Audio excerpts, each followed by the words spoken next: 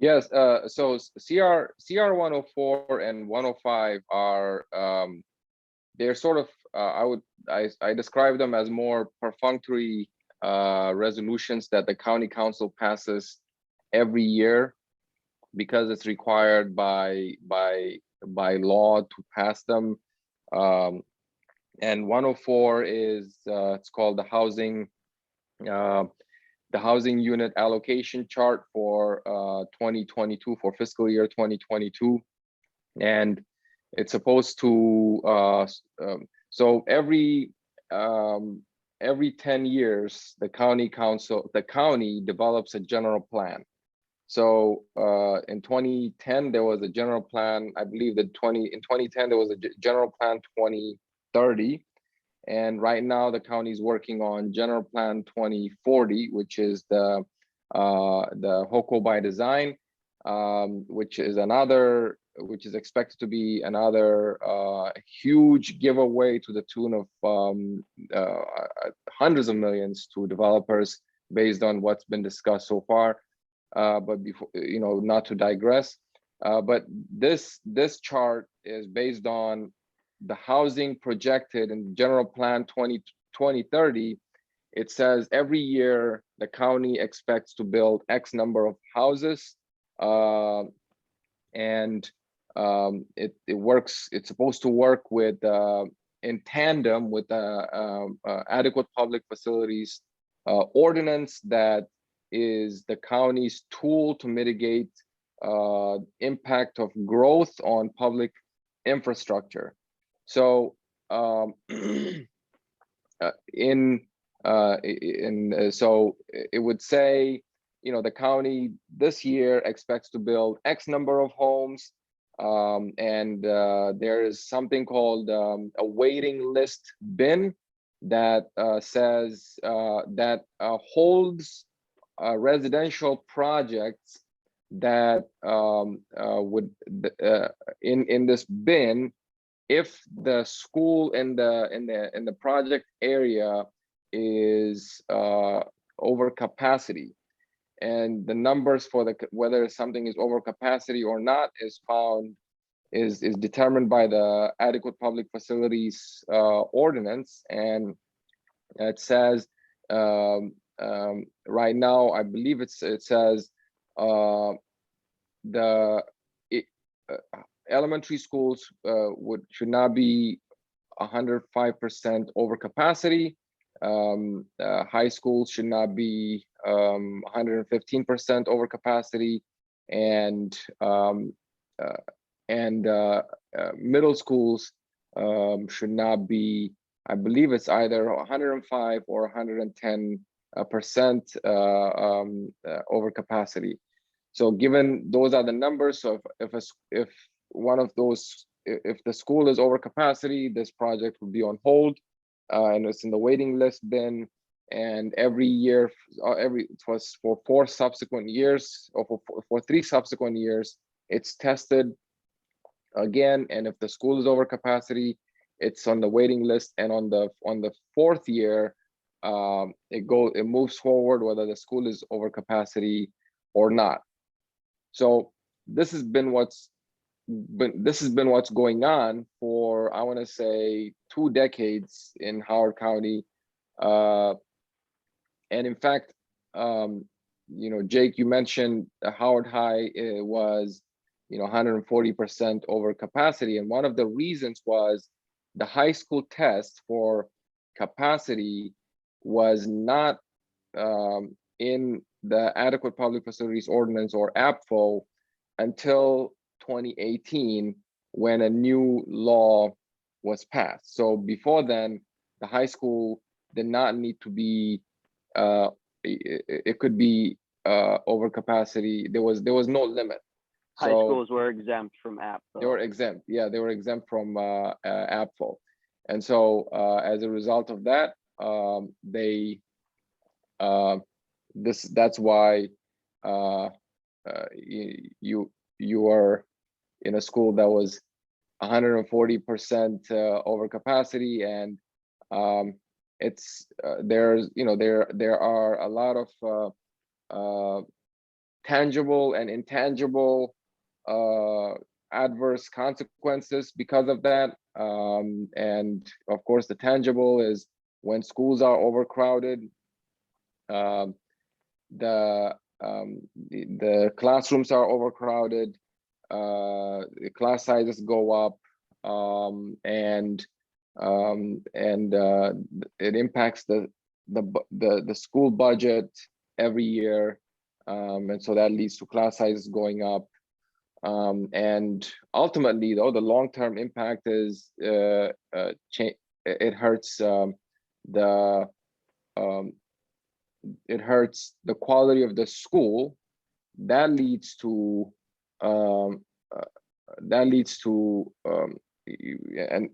the primary victims, I would say, of poor quality schools are children from lower socioeconomic,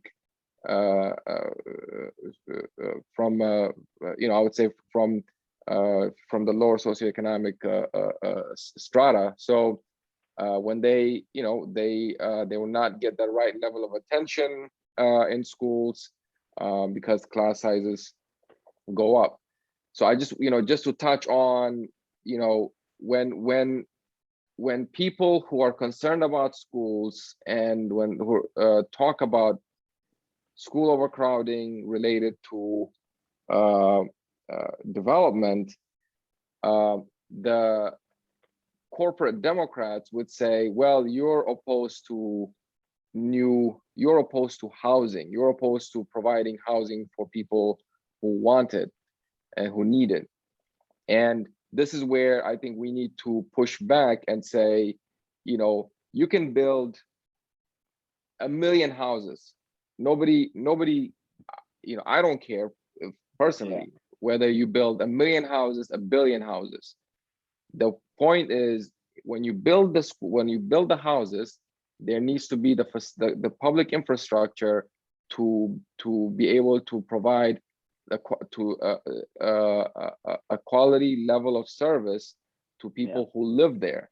And so that's our testimony for CR 104 related to housing allocation chart is to reiterate the need to make sure that to make certain recommendations that would address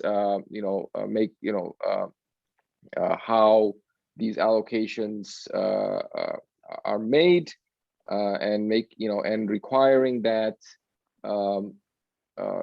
when schools are overcrowded, right now, like I said, the project is put on a waiting list bin for 4 years, and council members Liz Walsh and Deb Young had voted for there was a bill that was introduced by council member Liz Walsh in 2019, it's CB 17 2019, that would have increased the waiting time from 4 years to 7 years, and council members Liz Walsh and Deb Young voted for it, but it failed because council members Opal Jones, Christiana Rigby, and David Youngman voted against it, and that was thereby helping the developer and hurting the taxpayer and the students and the children who go to these schools. Yeah, and you touch on a really important point about canceling that straw man argument that the developer defenders try to use. If they try to frame, if you're against a development project, oh, I guess you're against housing, you don't want more people in your community, you don't want poor people or people of color in your community, you're a NIMBY, every name under the sun. But the reason why that's so disingenuous is because exactly what you said, we don't have, or at least on the left who are critical of developers, we don't have an issue with housing being built in our community. We have an issue with housing not being built at pace with the infrastructure, which is actually a super, super, super easy issue to solve. You just have to build schools on a more frequent basis, which also requires proactively ahead of time picking out land that can accommodate schools in the future using things like land trust and just long range community planning. But the problem is, it's developers who have been calling the shots. It's the developers who are donating to the politicians, and therefore building developing infrastructure, at a level pace with each other is not the priority. Their priority is what's going to make us the most money. I guess it seems to be housing. So they don't care about building schools. They don't care about building roads, aside from, if it services them to, get more money.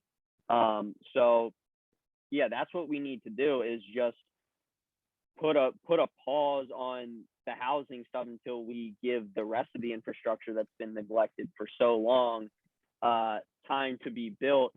And it's also disingenuous that they try to frame their argument as the progressive one because they're building more housing. But when you think about it, is that really good for the new residents of the community if they move in and then go to an overcrowded school that doesn't have time to focus on their needs, that they don't have the infrastructure to accommodate having a good quality of life? Is that really for their best interest? Or do you think they want to come in Howard County and go to, basically have what they expect when they move in? Because I'm sure they're not expecting to go to overcrowded schools and whatnot. They think that, because they hear really good things about the Howard County school system. So it's a super simple solution to solve this problem. And the other big point that you touched on is the deadlines of, it was a 3 or 4 year waiting period.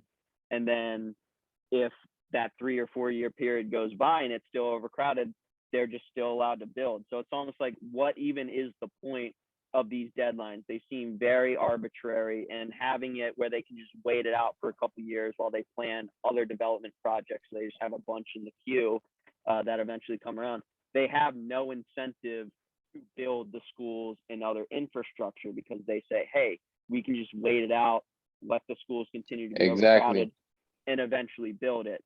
So, you touch on a lot of important points there on how to, actually bring real solutions, and not their solution always coincidentally is build more, just build more. So. And in fact, we, in our testimony, we proposed that, first they need to extend the waiting time. But then the other thing is, what concurrently with extending it, or even separately, to require that, once the waiting time is over, to get out of the waiting list bin, the developer needs to pay an adverse economic impact fee that, that says, again, we're dealing with, I think, 90% of the county's issues deal with zoning and land use. So if the county's budget, which was passed recently, the impact on that budget, all the impact did not happen, last month. The decisions that led to the budget did not happen last month or last year. They happened 4 or 5 years ago. So a decision that was made 4 or 5 years ago showed up in the budget this year. So it takes a while for this to show up. And so we need to make sure that we're accounting for the future impact correctly. And so, if a developer wants to go ahead and build, fine, but then they need to pay for the adverse economic impact fee, after the waiting period is over. And so, yeah, I mean, this is not, again, it's not, there is a disingenuous argument being framed, in that people who ask for infrastructure, roads, water, sewer, schools, are that's being conflated with opposing residential development, and that's not true. And anybody any developer who frames it that way is perhaps interested in relying on the taxpayer subsidies for their profit.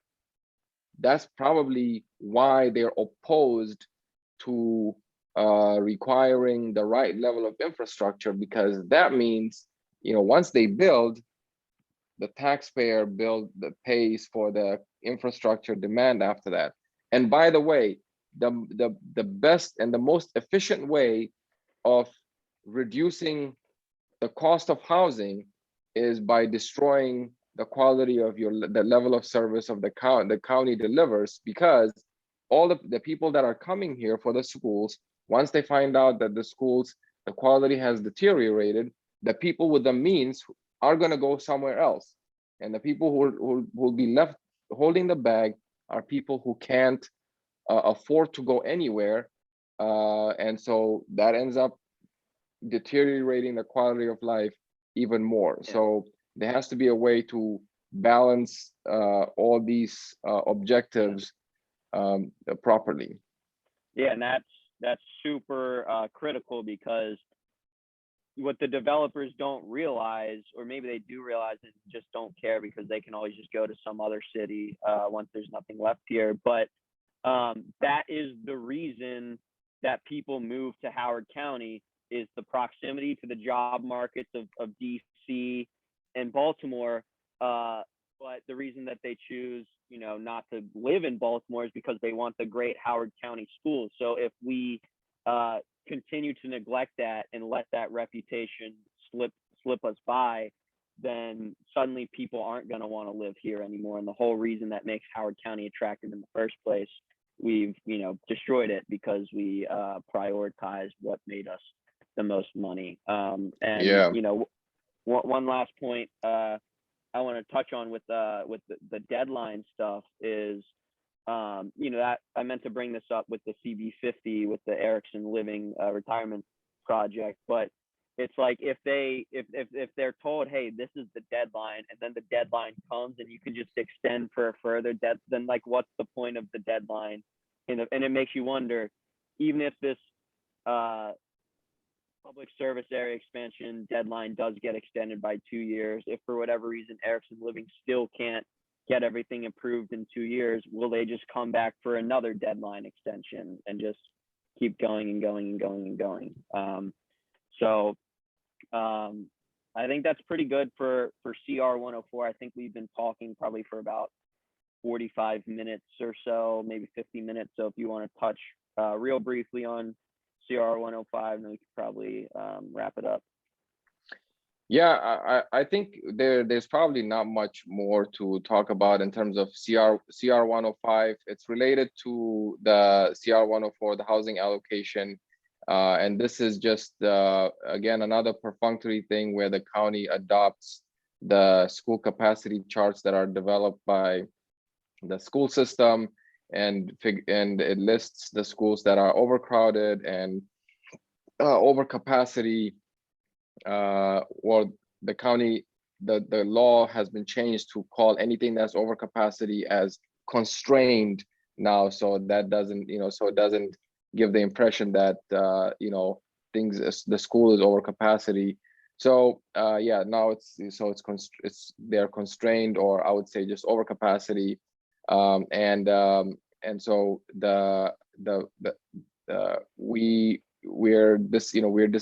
we're reiterating our calls, for improving the methodology to determine student yield from different kinds of residential housing, single family attached, detached apartments, whether it's a resale or whether it's a new construction. All these things play a factor in how the student yields are determined. And for a very long time, new construction, the developer and the county administration has been saying that resales account for most of the impact on the schools. But it turns out, because of how the county defines what are resales and what is a new construction, they've been misallocating the impact from new construction. And so it turns out, we have been saying that new construction contributes significantly more than resale. And it turns out that it is true that new construction provides significantly more. And so that needs to be accounted better in how the student yields are calculated, and addressing the school surcharge fees, even more, because I've been talking about school surcharge fees for a while. It was raised recently in 2019, but I think it should be more, because it's been very low for a long time. And so the way that the county does calculates the fiscal impact on these issues, that needs to be addressed as well. So we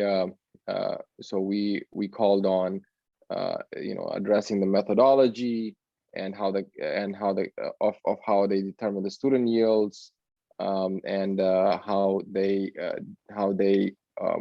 also how they calculate the fiscal impact on the school system.